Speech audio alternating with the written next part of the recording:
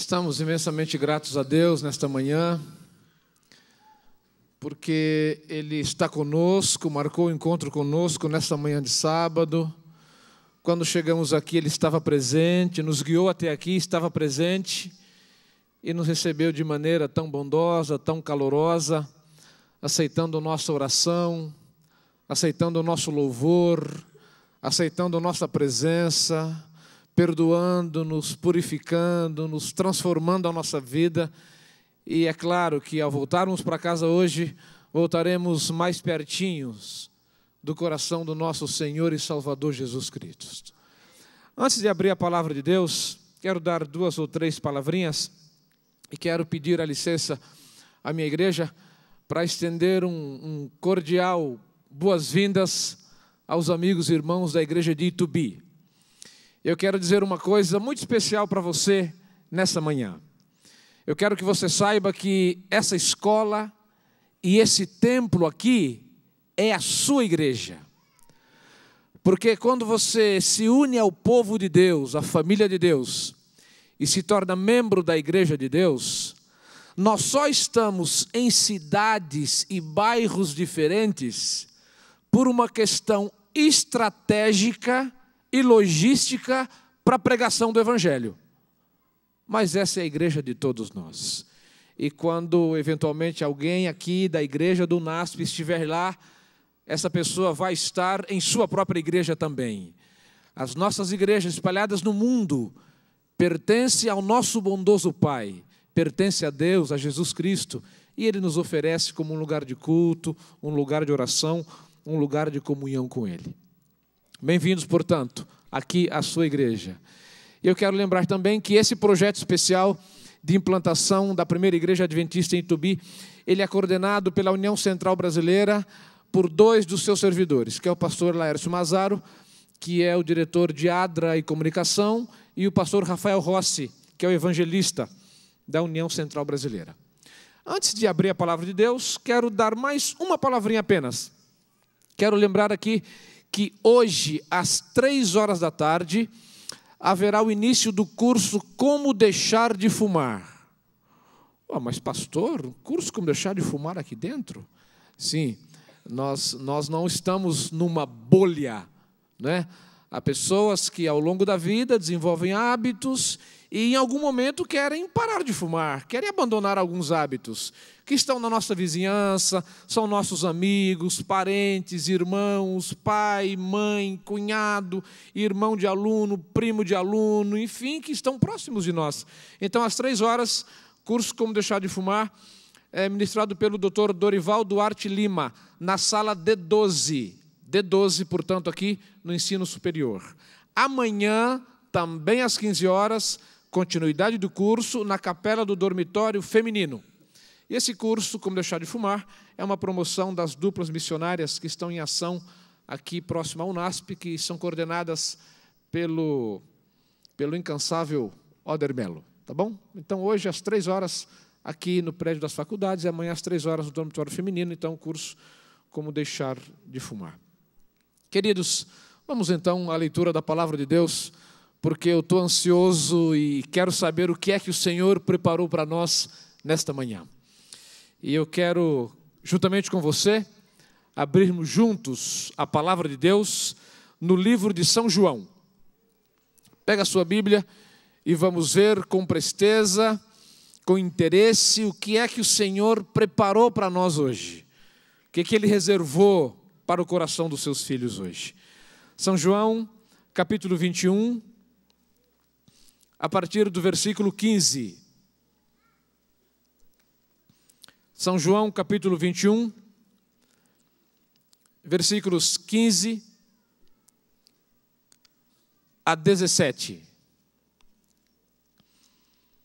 Vejamos então aqui qual é a mensagem que o Senhor preparou para a sua vida, para o seu coração, para a sua família, conhecendo você, amando você, desejando que você permaneça firme na igreja dele, ou então desejando que você se una ao povo de Deus.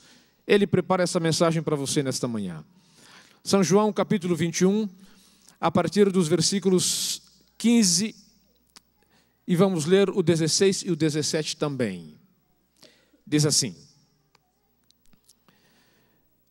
depois de terem comido, perguntou Jesus a Simão Pedro: Simão, filho de João, amas-me mais do que estes outros? Ele respondeu: sim, Senhor, tu sabes que te amo. Ele lhe disse: apacenta os meus cordeiros. Tornou a perguntar-lhe pela segunda vez: Simão, filho de João, tu me amas? Ele lhe respondeu: sim, Senhor, tu sabes que te amo. Disse-lhe Jesus: pastorei as minhas ovelhas. Pela terceira vez, Jesus lhe perguntou: Simão, filho de João, tu me amas? Então Pedro entristeceu-se por ele lhe ter dito pela terceira vez: tu me amas? E respondeu-lhe: Senhor, tu sabes todas as coisas. Tu sabes que eu te amo. Jesus lhe disse: apacenta as minhas ovelhas. Recentemente, em Brasília, um dos ministros do grupo da presidenta Dilma precisou ser excluído do grupo de ministros. Não vamos emitir aqui qualquer juízo de valor, entrar em mérito algum, e também nossa mensagem não se dará em torno das últimas notícias. Mas queremos mencionar que um dos ministros precisou ser excluído do grupo de ministros. E no seu lugar entrou uma senhora, Gleisi Hoffmann, que veio da Itaipu. Mas, uma semana ou duas atrás, o FMI precisou excluir, a pedido, mais um pedido, precisou excluir seu mandatário maior do FMI. Por questões que não iremos também emitir o juízo de valor, não vamos entrar nas questões dos jornais, o que aconteceu ou não. Quero mencionar os fatos. Em Brasília e no FMI, 2 homens poderosos precisaram ser excluídos de sua função. Quando é que se exclui alguém? Se exclui alguém quando alguém, ou alguma entidade, ou alguma coisa, deixa de cumprir com a missão, com os deveres, com as obrigações para a qual foi chamado. Ou mesmo, se ele está cumprindo muito bem a sua função, se ele falta com o decoro que a sua função pede. Então ele, vez por outra, é excluído. Um dia Lúcifer deixou de louvar a Deus.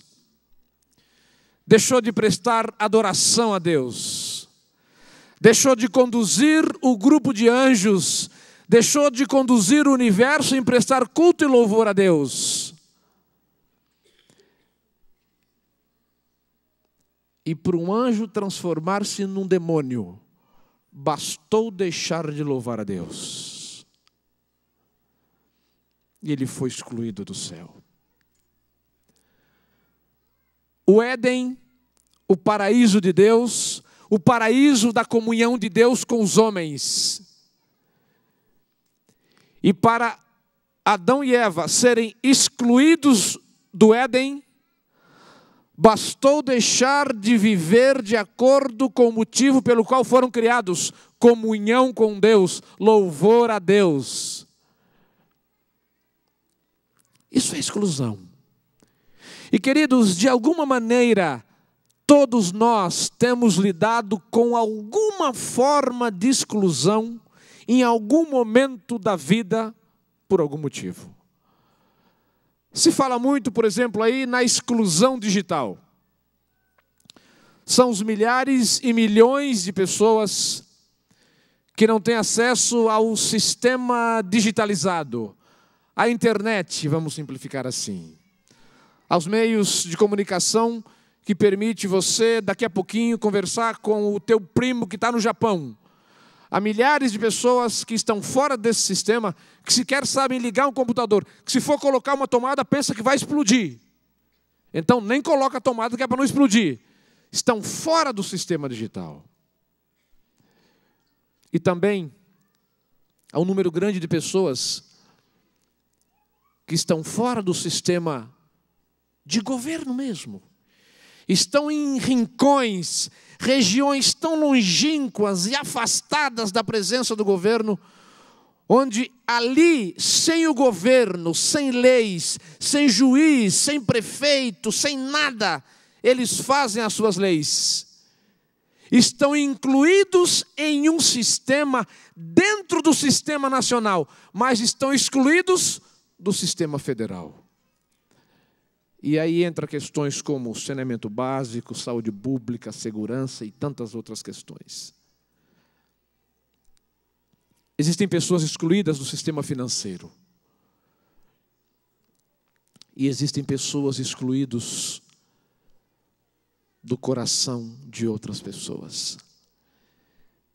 E talvez seja essa a exclusão mais dolorosa, mais triste e mais danosa e perniciosa de todos.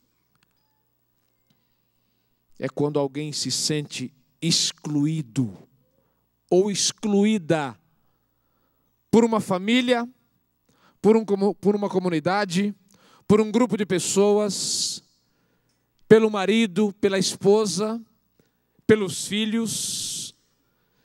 E esse sentimento de desamparo, de rejeição, esse sentimento de solidão é uma das grandes mazelas da vida. Há um homem, há um personagem na Bíblia que teve que lidar de maneira muito dolorosa, muito sinistra, com essas questões ligadas à rejeição, à exclusão. E ele era um pescador. Ele era um valente e valoroso pescador. Ele conhecia o mar da Galileia. Ele conhecia os barcos. Ele conhecia as redes. Ele conhecia os peixes.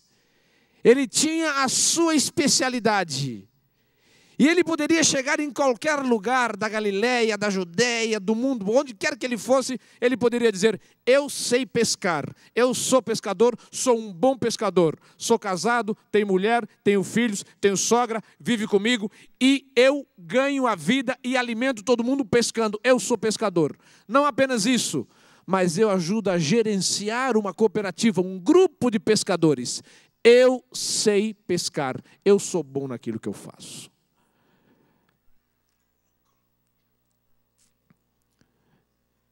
E ele tornou-se discípulo de João Batista. E ele ia para o deserto da Judeia, se assentava junto às pedras e talvez junto dos areais, e ficava ouvindo, embevecido, as mensagens vigorosas de João Batista. E como ele se encantava com isso. E João Batista começou com uma história de Messias, de reino de Deus, de tempos melhores, de alguém que viria, e eu não mereço nem desatar a sandália dele, ele é mais poderoso que eu. E um dia João Batista não teve dúvidas, apontou e disse: ele está ali, está chegando. Ele é o Cordeiro de Deus que veio tirar o pecado do mundo. E esse pescador se encantou pela figura maravilhosa de Jesus Cristo.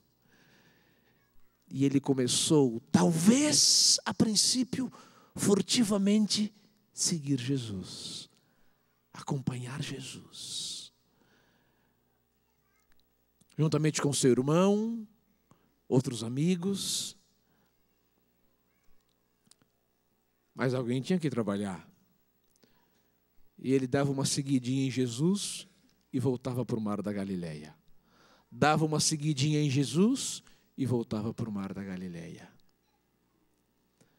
Ah, queridos, muitas vezes a gente dá uma seguidinha em Jesus e volta para as noites da vida. Dá uma seguidinha em Jesus e volta para os hábitos de pecado. Dá uma seguidinha em Jesus e volta para viver a vida como nós queremos vivê-la. E um dia Pedro estava pescando, juntando redes, e Jesus se aproximou dele. Jesus se aproximou do lugar da pesca. E quando Pedro viu Jesus, Pedro ficou todo encabulado. Porque ele estava acostumado a ver Jesus nos ambientes de Jesus, seguindo Jesus, andando com Jesus de uma casa a outra, de um lugar a outro. Talvez junto do templo, no pátio do templo, ele acompanhava Jesus. Mas agora Jesus vai ao seu ambiente. E Jesus o encontra na pescaria, desgrenhado, com o cabelo molhado, a roupa molhada, talvez uma roupa rasgada, algum utensílio de pesca que a gente talvez nem conheça hoje, juntando redes, cansado, tinha terminado de dar uma bronca a 2 garotos que deixou fugir um cardume de peixes ali. Ele estava no seu ambiente quando chega Jesus. E quando Jesus chega, Pedro para, olha para os amigos, e ele tenta dizer para alguém: ei, esse aqui é Jesus. O que Jesus está fazendo aqui? E então, queridos, numa conversa que talvez não seja apenas a que está relatada no Evangelho, mas o fato é que o que nós conhecemos de relato é que Jesus diz: Pedro, deixa esse negócio de rede aí. Deixa esse barco aí. Esse peixe que você acabou de pegar, deixa ele aí. Deixa que os pobres cheguem e levem embora. E você vem comigo. Eu vou ensinar uma forma de pescaria diferente. Eu vou transformar você num ganhador de almas. Eu vou transformar você numa ferramenta poderosa no reino de Deus, para levar pessoas a se preparar para o glorioso reino que o nosso Deus vai trazer. Queridos, e tudo que Pedro queria era um sentido para a vida. Tudo que Pedro queria era parar de passar 365 dias por ano lançando rede e puxando redes. Tudo que ele queria era parar de ficar apenas equilibrando o peso dos barcos. Tudo que ele queria era ter que sair todo início de noite, voltar de madrugada, vender peixe e comprar comida. Tudo que ele queria era uma missão para viver. E ele segue Jesus. E quando Pedro, pelo pouco que conhecemos de Pedro, quando Pedro decidia alguma coisa, ele mergulhava de corpo e alma, coração, ele se envolvia. E Pedro deve ter pensado: esse Jesus, eu não sei se ele sabe disso, Pedro pensou. Eu não sei se ele sabe, mas agora ele vai ver o que é um discípulo. Agora ele vai ver o que é talvez não haviam cristãos ainda, não é? Digo cristãos, a palavra cristão, o conceito cristão, mas talvez ele tenha dito: agora Jesus vai ver o que é cristianismo, o que é um cristão. Ele vai ver o que é um seguidor vitorioso. Ele vai ver o que é um discípulo obediente. Ele vai ver o que é um discípulo junto dele. Ele vai ver o que é um discípulo que ora com ele, que visita com ele, que trabalha com ele. Ele vai ver o que é um discípulo que vai ser uma bênção na vida dele. E ele começa a seguir Jesus. E ele come com Jesus, anda com Jesus, viaja com Jesus, ora com Jesus. É verdade que nem sempre ele conseguia orar tanto com Jesus. Muitas vezes Jesus ia ao Getsemane, muitas e muitas vezes. E Jesus se dirigia para o lugar de oração, os discípulos iam junto e começavam a orar. E depois ia tombando um por um. Parecia doping. Iam caindo, um por um. E roncavam madrugada dentro. E quando acordavam assustados pela manhã, lá estava o corpo curvado do Salvador, coberto, talvez, de um nevoeiro fino, mas curvado, entregando a alma e o coração a Deus, pedindo poder para lidar com as contrariedades da vida.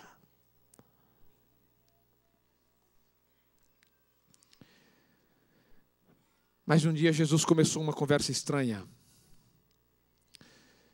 Coisa de traição, coisa de morte, coisa de cruz. Jesus falava de ressurreição, mas Pedro e os discípulos pareciam estar surdos para essa história de ressurreição, e eles ficaram com essa coisa de morte e traição.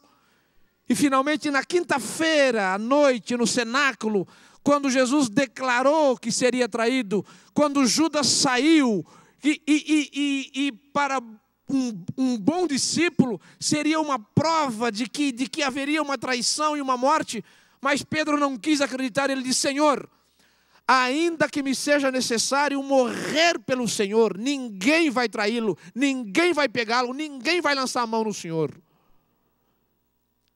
E Pedro diz: das duas uma, Senhor,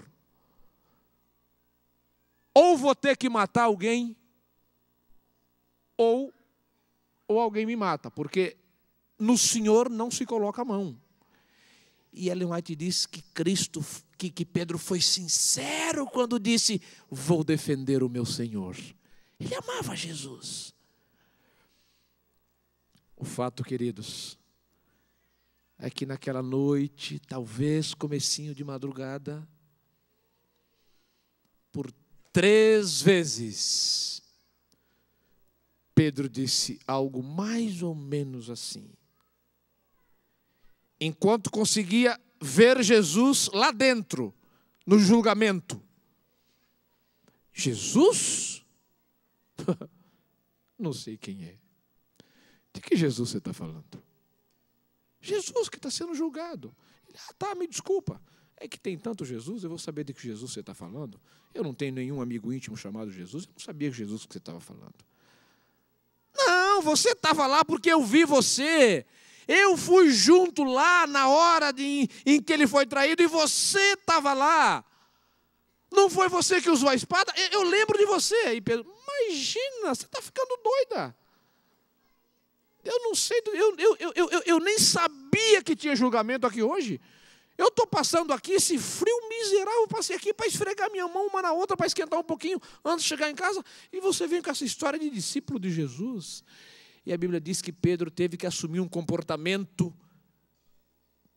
diametralmente oposto, contrário. Ele teve que dizer algumas coisas que não dizia normalmente, para que as pessoas pensassem: não, um discípulo de Jesus não fala assim. Então realmente ele não é discípulo de Jesus. E nesse momento, após ter recebido um bofetão do servo do sumo sacerdote, e quase ter ido ao chão, o Senhor Jesus dirige um olhar para Pedro. E daquele olhar de Jesus, Pedro volta em desespero para o Getsemane, onde o seu Senhor havia chorado. E queridos, a evidência que temos, parece-nos que Pedro passou a madrugada ali, agarrado à relva verde, clamando pelo perdão do céu, clamando pelo perdão de Jesus Cristo. Quando Jesus ressuscitou, ele disse assim: mulheres, digam a meus discípulos e a Pedro que os encontram na Galileia.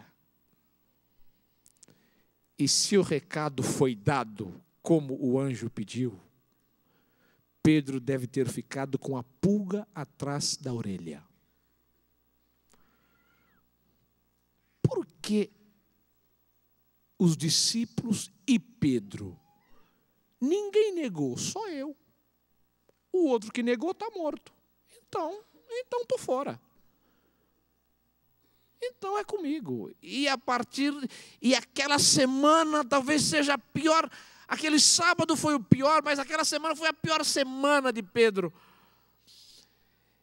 E Pedro chegou no momento do seu chamado, da sua vocação ministerial, do seu chamado para amar Jesus, para servir a igreja de Deus. Chegou no momento em que ele continuaria com o grupo, porque ele já sabia que Cristo tinha ressuscitado, e Cristo já havia aparecido ao grupo, mas não tinha tido uma conversa pessoal com ele. E então Pedro tinha 2 opções: continuar com o grupo e contar com a possibilidade do perdão e da restauração, ou dizer, eu sou carta fora do baralho, com perdão da expressão. Eu, para Jesus, não sirvo mais. E parece que foi por isso que um dia Pedro disse assim, quer saber de uma coisa? Quanto a vocês eu não sei, mas eu vou para onde? Eu vou fazer aquilo que eu sei fazer. Eu vou pescar. Deus sabe que eu tentei ser um bom membro dessa igreja. Deus sabe que eu tentei ser servidor dessa igreja. Deus sabe que eu tentei cantar na igreja, tentei pequeno grupo, tentei dar estudo bíblico, tentei aprender um instrumento, tentei ser aluno, tentei trabalhar em algum lugar, tentei fundar uma igreja, fui para Itobi, fui para não sei onde, fui para Piracicaba, fui para Rondônia, fui para o Acre, fui para Tocantins. Deus sabe que eu tentei fazer de tudo, parei de fumar, parei de beber, parei de traficar, Deus sabe que eu fiz tudo aquilo que eu conseguiria fazer para me unir a esse povo de Deus. Mas que desespero, diz Pedro, parece que eu não nasci para isso. Queridos, eu tenho pensado muitas vezes que no coração humano vai um sentimento mais ou menos assim. Haveria alguém mais desesperado do que um demônio com vocação religiosa? A própria expressão soa estranha. Mas Pedro dizia, eu não consigo viver o que Cristo me propõe. Mas eu gostaria tanto de conseguir. Ele disse, eu vou pescar. E Pedro tinha alguns amigos, discípulos, que gostavam dele.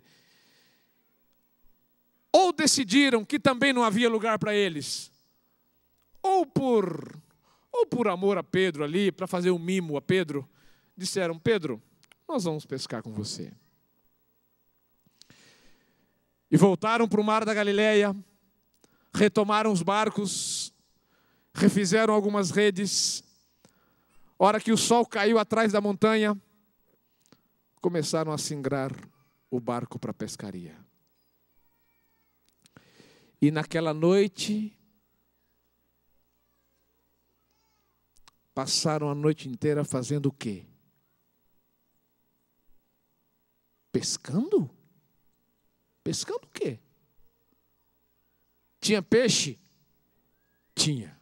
Aparentemente tinha. Mas eles não pescaram nada.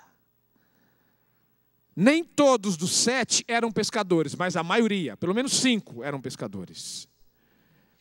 Passaram a noite toda fracassando na única coisa que sabiam fazer na vida.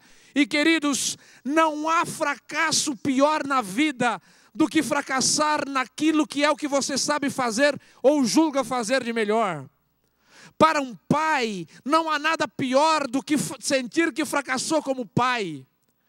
Para a mamãe, não há nada pior do que sentir que fracassou como uma mãe. Para o filho, não há nada pior do que sentir que fracassou como filho. Para o pastor, não há nada pior do que sentir que fracassou como pastor. Para o guarda, não há nada pior do que sentir que fracassou como guarda. Para seres humanos, não há nada pior do que sentir que fracassa como ser humano. E às vezes a sensação que os humanos têm é que nós somos inadequados para a vida. Ou nascemos num tempo errado, ou num país errado, ou num estado errado, alguma coisa não bate com o nosso desejo de bênção, paz, alegria, prosperidade e felicidade. Sabemos que o nosso glorioso Jesus vai resolver isso logo, logo. Mas o sentimento aqui, queridos, é de inadequação para a vida. Pedro e os amigos passam a noite inteira lançando redes. Fracasso. E eu quero pensar que na manhãzinha,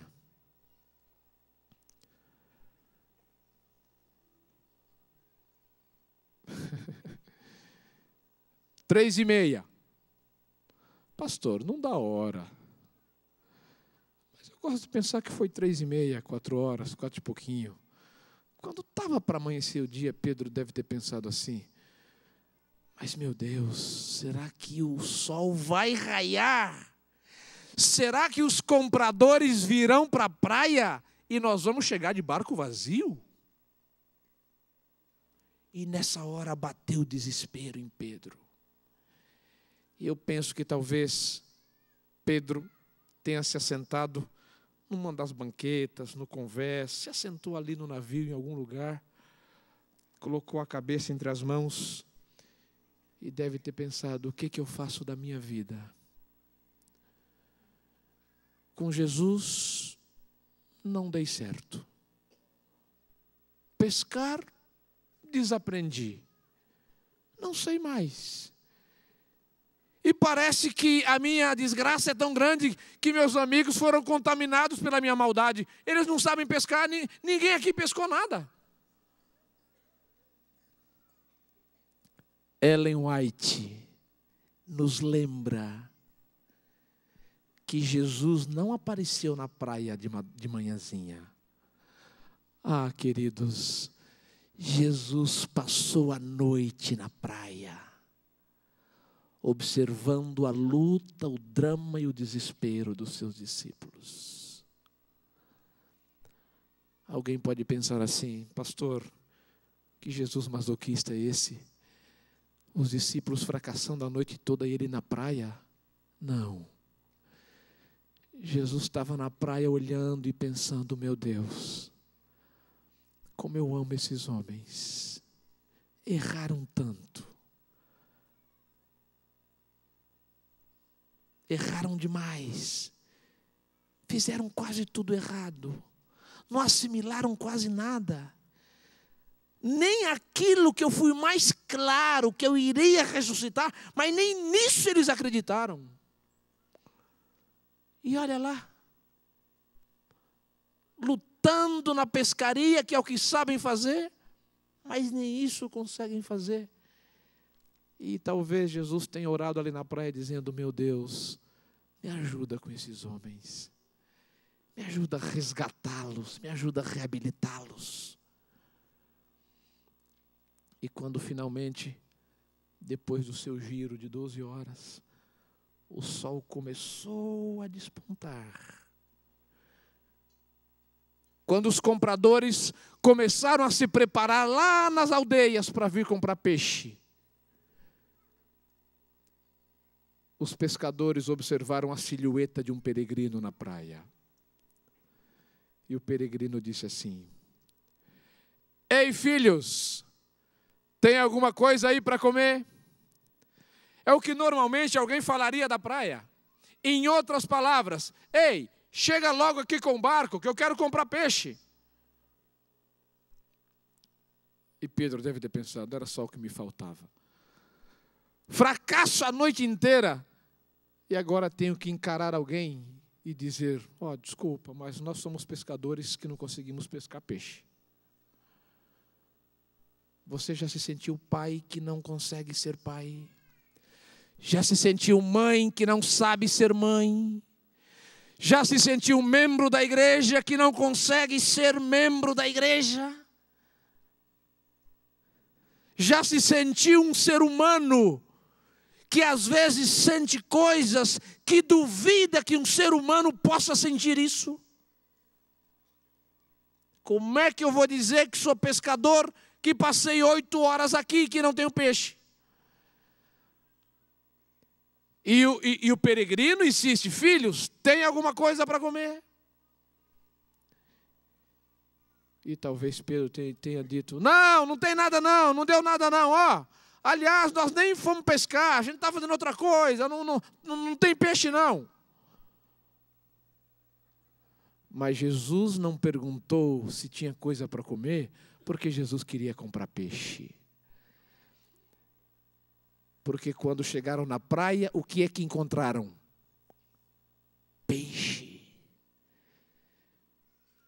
É como se Jesus dissesse: filhos queridos, você não tem nada para comer aí na praia, aí na água, aí no mar bravio. Venha para a praia, vem comer comigo, eu tenho peixe. Em outras palavras, o que é que vocês foram fazer na pescaria? Quem mandou vocês para o barco? Quem mandou vocês para a rede? Quem mandou vocês voltarem para aí? Foi como se Jesus dissesse: filhos, venham, voltem para mim, voltem para a praia, venham aqui. Aqui tem comida, aqui tem peixe, aqui tem pão, aqui tem suco, aqui tem até um braseiro para você aquecer a mão depois das águas da noite. Mas para que houvesse um extra de alimentação para as famílias de pescadores, Jesus disse: pega a rede e joga do lado direito. Irmãos, me perdoem, será que eles passaram a noite inteira jogando a rede só de um lado? Será que passaram a noite inteira só jogando do lado esquerdo? Só se tivesse toque,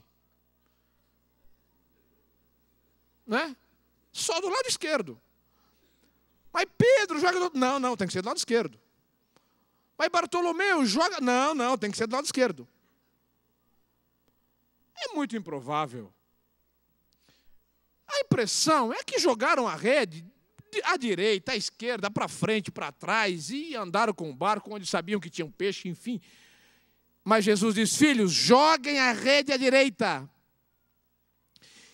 E quando foi dada a ordem, talvez o coração de João bateu mais forte.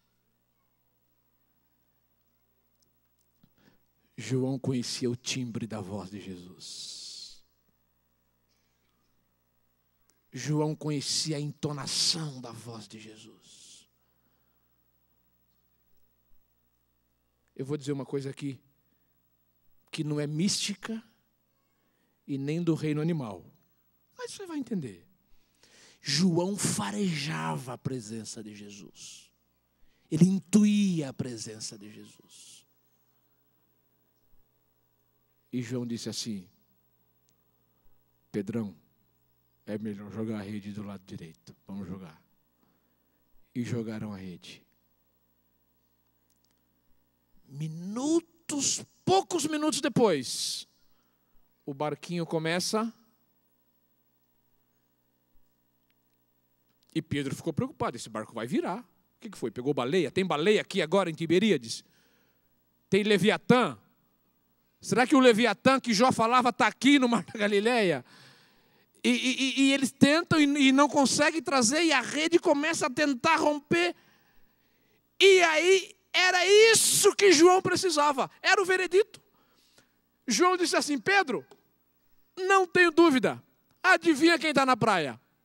E Pedro deve ter pensado: só faltava essa agora, acha que eu tenho bola de cristal? Eu vou saber quem está na praia, João. E João disse: Pedro, é o mestre Pedro, é Jesus que está na praia.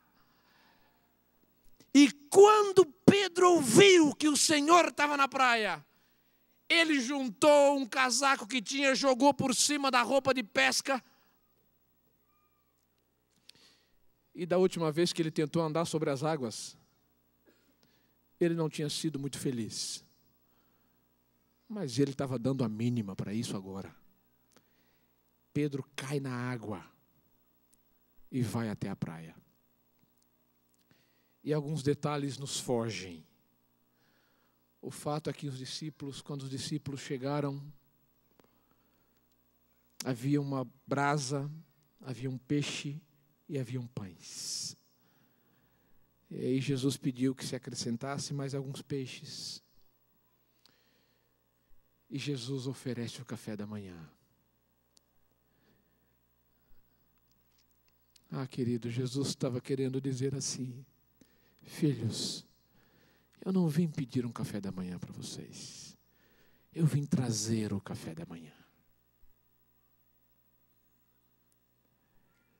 Eu não vim pedir peixe.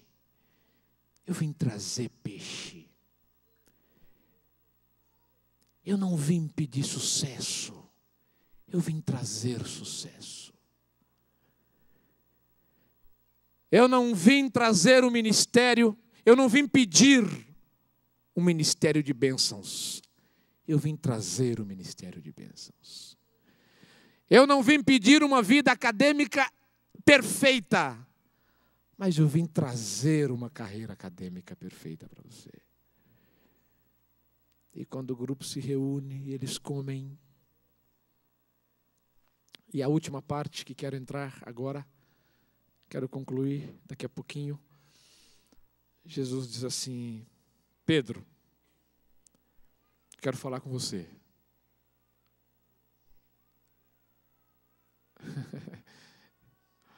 Eu já estou sarado disso.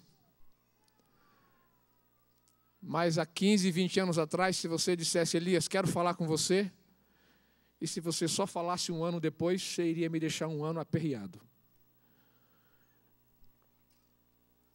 Se você dissesse, eu quero falar com você hoje à noite, quando eu era garoto, eu já entrava em pavorosa. Eu não sei se já disse, mas um dia eu acabei descobrindo, né? É que no sábado a gente fazia algumas extravagâncias, algumas estripulias. E o nosso pai, o papai não castigava no sábado, ele só dizia, depois do sábado a gente conversa. Tem sábado depois de uma frase dessa? Tem sábado? Mas que sábado que nada. E ele dizia olhando, ele dizia assim, e ele dava um tapinha. Deixa, Elias, deixa. Depois do sábado a gente conversa. E aí, por muito tempo, se você dissesse que ia conversar comigo, pronto. Mas eu já passei dessa fase. O fato é que Jesus disse, Pedro, quero falar com você. E talvez Pedro disse, Senhor, vamos ali num canto, vamos voltar para o barco, vamos. E ele diz, não, quero conversar aqui. E então Jesus, isso é de domínio de todos nós praticamente. Jesus faz as 3 perguntas clássicas. Jesus diz, Pedro, você me ama? E Pedro diz, Senhor, tu sabes que te amo. E Jesus diz, apacenta então os meus cordeiros. E Pedro pensa que encerra a conversa, mas Jesus diz, Pedro, você me ama, Pedro, e você me ama. Alguns entendem que ele disse assim, você me ama mais do que ama a pesca, mais do que ama a tua sogra, você me ama mais do que ama teus amigos, você me ama mais do que ama fazer perguntas na hora que não deve fazer, você me ama mais do que mostrar que é o bonzão. Ô Pedro, você me ama mais do que todas as coisas que você ama? E Pedro disse, Senhor, eu te amo, Senhor.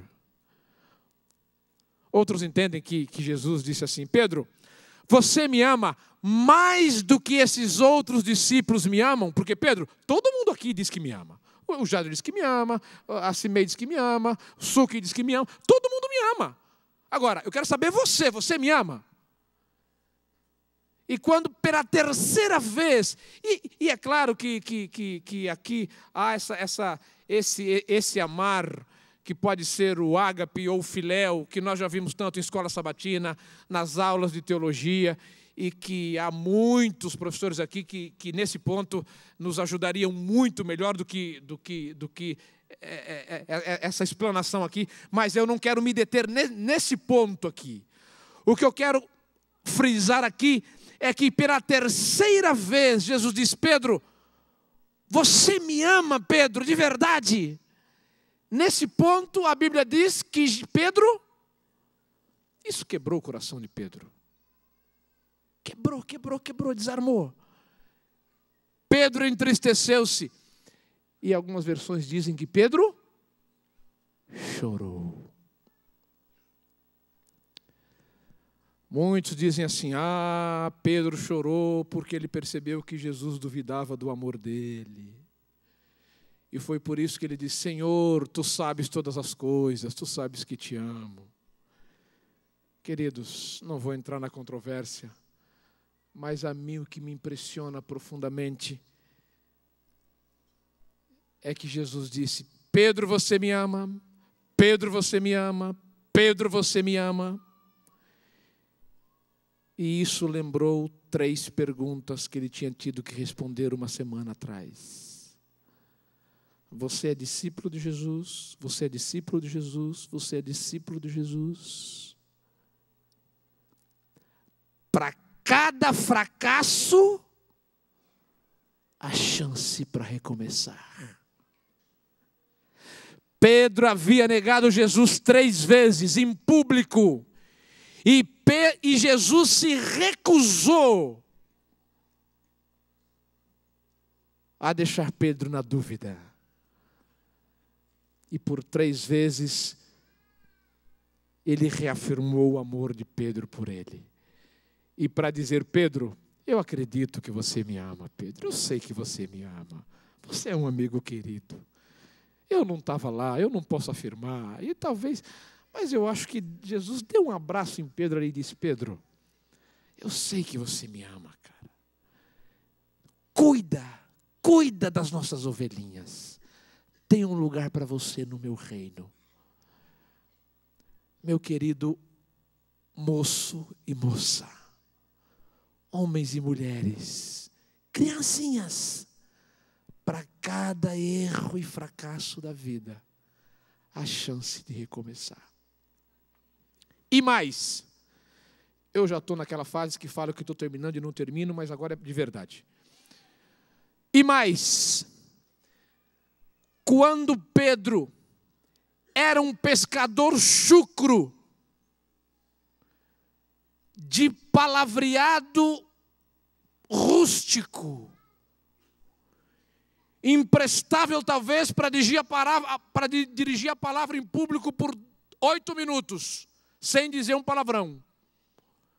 Jesus foi buscá-lo lá no mar da Galileia, na pescaria, no sucesso da pesca.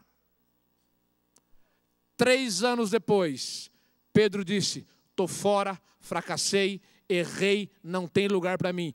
Voltou para a velha vida.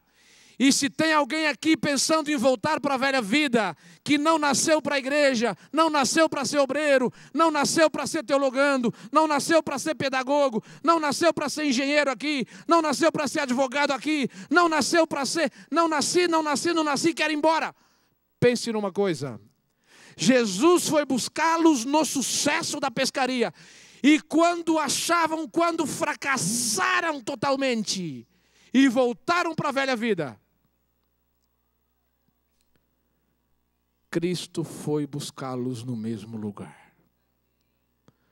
Cristo voltou à praia do mar da Galileia e os encontrou ferido, abandonado, destruído, detonado, sem perspectiva, sem futuro, sem vida.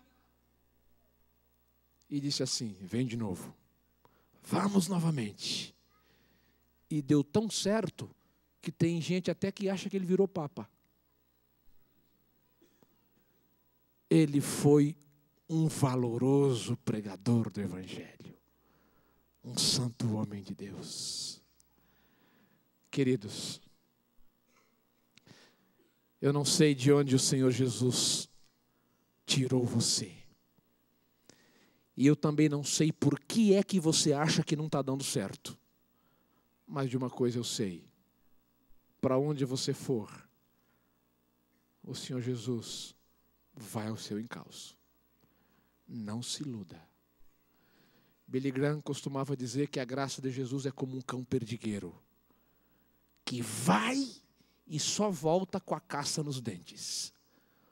Uma vez que você se envolveu com Jesus,